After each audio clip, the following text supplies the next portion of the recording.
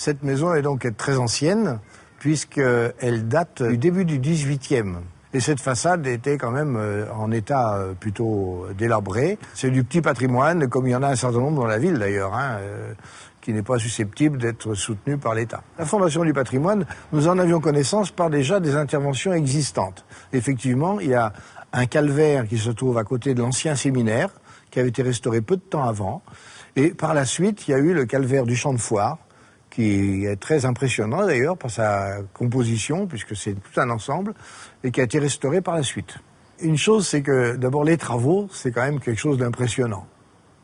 C'est impressionnant de par... il y a eu 8 mètres cubes de pierre de taille de remplacer. Donc qui venaient ici tailler.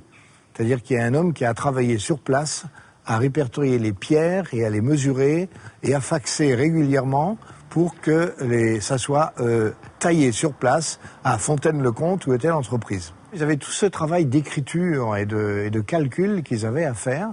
Et là, il y avait un homme qui passait beaucoup de temps à ça, quoi. À partir du moment où ils ont dépouillé les pierres, qu'ils les ont enlevées, on verra une pierre en particulier, celle qui est à l'angle, là, il y a quand même une certaine masse.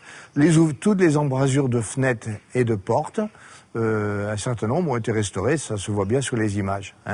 Quand c'est fait, c'est un peu un grand soulagement d'une part, mais aussi une grande satisfaction.